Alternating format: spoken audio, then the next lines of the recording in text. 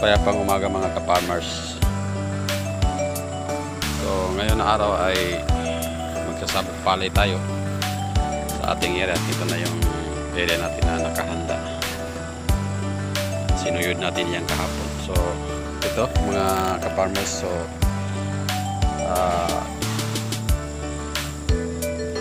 ito yung binhi natin. So itong binhi natin is nasa 80 kilos na binili natin. 40 per kilo na ang pagbili natin ito. Binhi ito ay 440. So nilubog natin ito ng 2 araw. So binangon natin pagka after 2 araw. So yun mga ka-farmers, so ito yung binhi na 440 na nilubog natin ng 2 araw. So after mailubog natin ng 2 araw, babangunin natin ito. So pagkabangon natin, huwag natin diretso takpan. So kinakailangan patuyuin muna ng mga 3 oras o 4 na oras para matanggal yung tubig. Pagkatapos ng matuyuan, so ito yan ilalapag natin. Kailangan malagyan ng ganito sa ilalim para iinit siya at tatakpan din ng ganyan. So cellophane, plastic cellophane ang ginamit natin. So 1 araw lang, kahapon natin tinakpan ito, 1 araw ngayon binuksan natin. So sabog lahat, makikita ninyo yung tubo, yan yung roots. So ganun magpatubo ng palay natin mga ka-farmers. So sinisigurado natin na tutubo lahat yung ating binhi para hindi masasayang. So isa sa ating mga kasamahan na farmers ay ito ang kanyang binhi. So hindi na lahat. So merong mga iba na hindi siya tumubo. Yan. So okay naman ito mga ka-farmers. Ang kasi system ng kanyang binhi ay hindi ito na stock.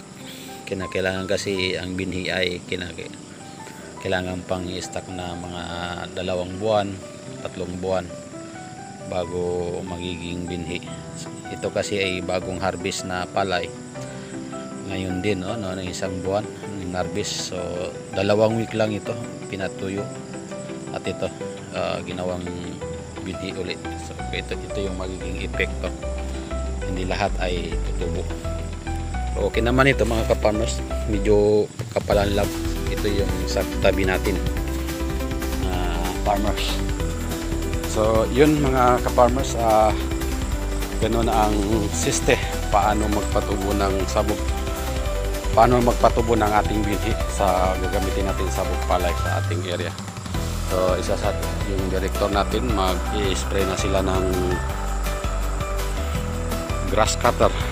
So nagsabog palay yan nung Tuesday. So Wednesday, Thursday, Friday, Saturday, 4 na araw ngayon. So magtitira na sila ng grass cutter para sa damo.